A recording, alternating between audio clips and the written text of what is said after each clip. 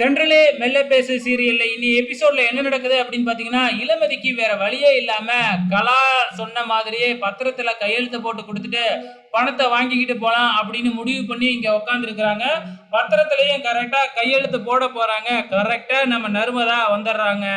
நர்மதா வந்த உடனே இளமதி பத்திரத்துல கையெழுத்து போடாத, இந்தா நம்ம கிட்ட இருந்து திருடிக்கிட்டு போன பணம் கிடைச்சிடுச்சு அப்படின்னு சொல்லி வந்து குடுக்குறாங்க. அப்பதான் நம்ம இளமதிக்கே மகிழ்ச்சி ஆயிடுச்சு. பாத்தீங்களா, எப்பயுமே வந்து பாத்தீங்கன்னா உண்மை தோத்து போகாது அப்படின்னு சொல்லிட்டு நம்ம இளமதி அங்க இருந்து நேரா ரிஜிஸ்டர் ஆபீஸுக்கு தான் வராங்க. இங்க என்னடானா ரிஜிஸ்டர் ஆபீஸ்ல கையெழுத்து போடுற மாதிரி நம்ம இளமதியோட அப்பாவே போயிடுறாரு. ஆனா இளமதி வந்து டைரக்டா இந்த பணத்தை கொண்டு போய் கொடுத்தா கண்டிப்பா அப்பா வாங்க மாட்டாரு அப்படின்னு சொல்லி, நர்மதா நீ கடன் வாங்கின மாதிரி கொண்டு போய் கொடு அப்படின்னு சொல்லி நம்ம இளமதி அனுப்பி வச்சிடறாங்க. அதே மாதிரி நர்மதாவும் போயிட்டு அந்த பணத்தை இளமதியோட அப்பா கிட்ட கொடுக்குறாங்க. ஸோ இது நீயா கடன் வாங்கினது தானே, அந்த இளமதி கொடுத்தது இல்லைல்ல அப்படின்னு கேட்டுட்டு தான் அந்த பணத்தை வாங்கிக்கிறாப்புல.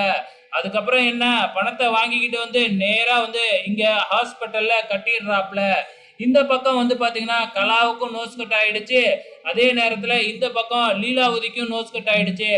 ஆப்ரேஷனும் ஸ்டார்ட் பண்ணிடுறாங்க. இங்க இளமதியும் நம்ம நர்மதாவும் வந்து பாத்தீங்கன்னா ஒரு ஓரமா நின்று பார்த்துக்கிட்டு இருக்கிறாங்க. ஆப்ரேஷனும் சக்சஸா முடிஞ்சிடுது.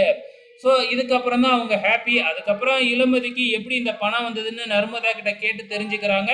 ஸோ நம்ம இளமதியும் ஹாப்பியா இருக்கிறாங்க. ஸோ வெயிட் பண்ணி பார்க்கலாம் அப்கமிங்ல என்னெல்லாம் நடக்க போகுதுன்னு.